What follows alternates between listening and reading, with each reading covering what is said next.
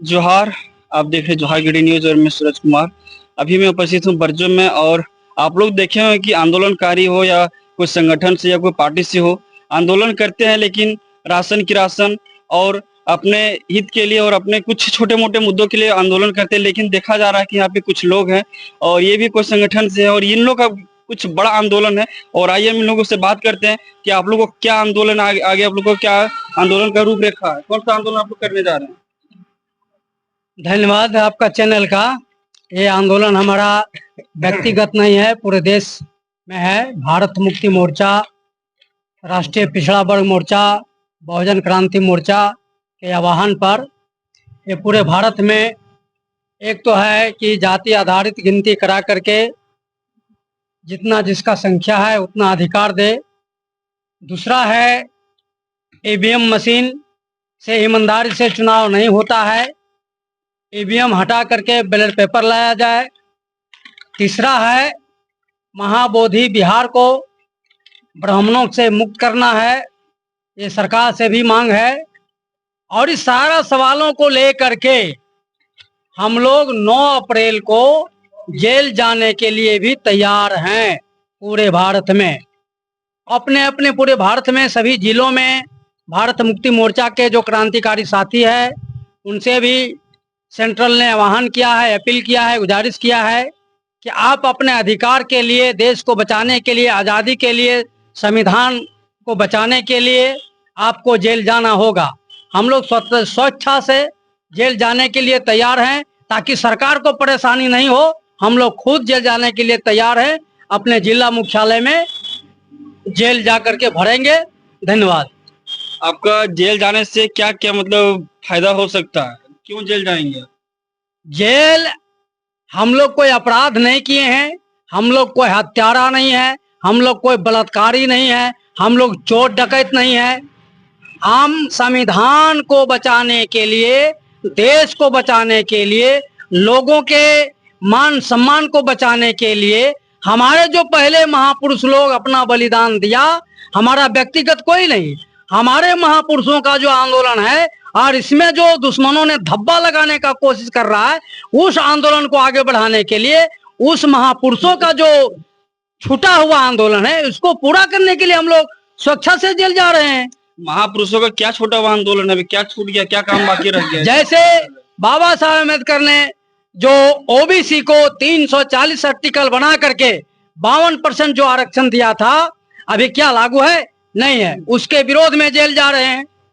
दूसरा है बाबा साहब अम्बेडकर ने न्याय, बंधुता, स्वतंत्रता, सामाजिक न्याय के लिए जो आंदोलन चलाए थे, क्या अभी भारत में वो लागू है? नहीं है, उसके विरोध में हम लोग जा रहे हैं। हम लोग जो वोट डालते हैं वो ईमानदारी से किसी को डालते हैं, किसी को और चल जाता है, इसके विरोध में, ईवीएम हटाने के विरोध में जेल जा रहे हैं। क्योंकि ईवीएम से ईमानदारी से चुनाव नहीं हो रहा है और ये देखा गया है 2013 से, और 2013 में ही सुप्रीम कोर्ट का जजमेंट है, मेरा नहीं है, 8 अक्टूबर का, कि ईमानदारी से ईवीएम से चुनाव नहीं होता है।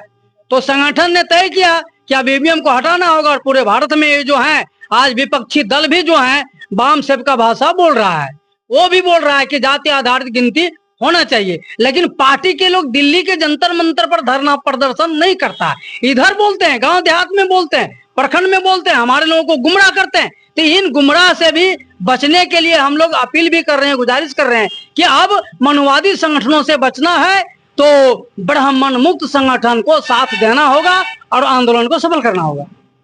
ऐसा क्या पार्टी जो है आपकी संगठन है, वो क्या क्या ऐसा मुद्दा है जो कि राष्ट्रीय लेवल पे भी चल रहा है? ये सामाजिक संगठन है और जो 9 अप्रैल को जेल भरो अभियान की कार्यक्रम किया जाएगा, तो सवाल है कि अभी की व्यवस्था जो है पूरे देश की, वो व्यवस्था में लोग इतने प्रताड़ित हो गए हैं कि उन्हें लग रहा है कि मेरे मान सम्मान अधिकार जो हमें मिलना चाहिए वो नहीं मिल पा रहा है। और जो संविधान भारत में लागू हुआ है उस संविधान को नज़रअंदाज किया जा रहा है। जब भी यहाँ के लोग, भारत के लोग शिक्षा, स्वास्थ्य और रोजगार की मांग करते हैं, अपने हक अधिकार की मांग करते हैं, जो उनकी मौलिक अधिकार है उसके लिए जब मांग करते हैं, तो जो यहाँ की वर्तमान सरकार है, जो व्यवस्था है, वो इनकी बातों को, इनकी मांगों को इग्नोर किया जाता है और इससे प्रताड़ित होकर के लोग अपने आप में महसूस कर रहे हैं कि जो बाहर में हम लोग इतना शोषण हो रहे हैं, इतना गुलामी झेल रहे हैं, परेशान हैं, कोई व्यवस्था नहीं मिलती है, तो इससे बढ़िया है कि हम जेल जाएं, ताकि जेल में रहें। क्योंकि अभी जो आप देख रहे हैं, जो जेल में कैदियों के साथ या गुनहगारों के साथ जो व्यवस्था दिया जाता है, वो अभी वर्तमान में भारत में जो बाहर में लोग रह रहे हैं उनके साथ वैसा ही व्यवस्था मैंने इन लोगों को मिल रहा है। आपका जैसे हम लोग यहाँ बैठक किए हैं 9 तारीख को, 9 अप्रैल को पूरे देश में हम लोग जेल भरो आंदोलन करने जा रहे हैं। इसके पहले भी 3 चरण का कार्यक्रम हम लोग कर चुके हैं। मुख्य तहसील धरना, प्रखंड धरना हम लोग कर चुके हैं। अब हम लोग जेल भरो आंदोलन कर रहे हैं। हम लोग का मांग है कि इस देश से ईवीएम हटाओ। जहां से ईवीएम आया वहां चुनाव नहीं हो रहा है। ईवीएम से कहाँ से आया था, कहाँ नहीं हो रहा? जर्मनी से ईवीएम बना, जर्मनी छोड़ दिया, अमेरिका यूज नहीं करता है, जापान यूज नहीं करता है। भारत ईवीएम से चुनाव करा रहा है और धोखाधड़ी करके मतलब सरकार बना रहा है और हम लोग का हक अधिकार को खा रहा है। इसलिए हम 9 तारीख को पूरे भारत में भारत मुक्ति मोर्चा संगठन के तहत चुनाव सरकार नहीं करवाती, चुनाव आयोग करवाता। चुनाव आयोग मिला हुआ है भारत सरकार से, मोदी सरकार से, बीजेपी से, आरएसएस से मिला हुआ है। इसलिए हम लोग ईवीएम से चुनाव नहीं चाहते हैं, ईवीएम हटे। इसके लिए हम लोग 9 तारीख को जेल भरो आंदोलन की तैयारी करने का एक बैठक रखे हैं।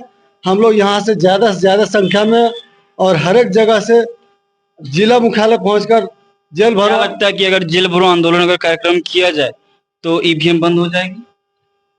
नहीं बंद होगी तो उसके लिए हम लोग और कुछ प्रक्रिया करेंगे। हो सकता है अंत में ईवीएम फोड़ने का काम करेंगे। जब हमारी बात नहीं सुनेगा लोग, प्रशासन, चुनाव आयोग, तो हम ईवीएम फोड़ने का भी काम करेंगे। ईवीएम तोड़ने का मतलब हो जाता है कोई गैर कानूनी काम। क्या करें, हमारे साथ जो धोखाधड़ी कर रहा है, हमारा वोट छीन रहा है, हमारा वोट लूट रहा है, ये भी तो गैर कानूनी है। वो अगला गैर कानूनी कर रहा है तो हम भी गैर कानूनी काम करने के लिए तैयार होंगे। तो ये कार्यक्रम जो है सो आपके यहाँ पे लोकल में किस जगह पे किया जाएगा? गिरिडीह में? ये हमारा जिला मुख्यालय गिरिडीह में होगा और हो सकता है तो हम लोग जेल के गेट पर हम लोग सारे लोग। आप अभी बात करते कि पिछड़ों को जाति जनगणना नहीं हो रहा, पिछड़े का अधिकार नहीं मिल रहा है, लेकिन देखा जा रहा है कि अभी सांसद से लेकर के विधायक से अधिक जो है सो पिछड़ा का ही है। लेकिन क्या पिछड़े सांसद विधायक होने के बाद भी? देखिए, इसका पिछड़ा का हमारा सांसद है, बैकवर्ड का सांसद है, शेड्यूल कास्ट की सांसद है, लेकिन उसी को टिकट देता है पार्टी लोग, बीजेपी, आरएसएस के कांग्रेस, बीजेपी कांग्रेस उसी को टिकट देता है। जो हमारा बात मानेगा उसी को टिकट देंगे।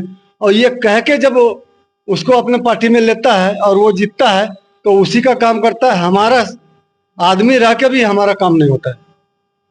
इसलिए काम होना एक अलग चीज है, लेकिन मुद्दा उठाना एक अलग चीज है। क्या संसद भवन में या विधानसभा में ओबीसी के कोई भी नेता इस मुद्दे को उठाए? अभी तो कुछ लोग उठा रहे हैं।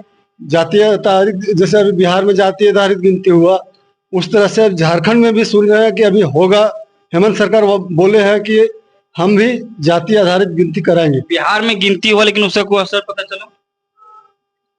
आंकड़े तो आए हैं। आंकड़े लोगों ने देखा, आंकड़े जो है सो प्रदर्शित किया गया, लेकिन उस आंकड़े के हिसाब से जो अधिकार मिलना चाहिए वो बिहार में मिल पाया कि नहीं?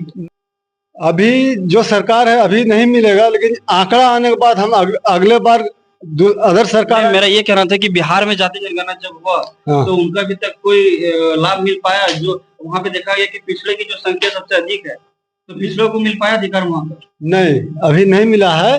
कारण बन गया कि जब जातीय आधारित जनगणना शुरू हुआ, इसके बाद बीजेपी और गठबंधन करके नीतीश कुमार से और उसको डाइवर्ट कर दिया, तो फिर कहाँ से मिलेगा? जब वहाँ पे नीतीश कुमार जी जब आरजेडी के साथ गठबंधन था तो उस समय जाति जनगणना करवाए, लेकिन जैसे वो पलटी मारे उधर फिर से जब भाजपा के साथ चल गए, वैसे उनका सब कुछ खेला सब खत्म हो गया। और जो मिलने का भी होगा वो भी खत्म कर तो इससे साफ पता चलता है कि भाजपा जो है वो जातीय जनगणना करवाने से मुकरती है हर बार। बिहार में जब हुआ वहां से भी रोका गया। अगर बिहार एक राज्य में अगर रोक दिया जाता है तो क्या लगता है कि पूरे भारत में जातीय जनगणना कभी सरकार करवा सकती है? नहीं करवा सकती है, नहीं करा रही है, लेकिन हम लोग जाति जनगणना करवा के रहेंगे और ईवीएम को हटा के रहेंगे। यही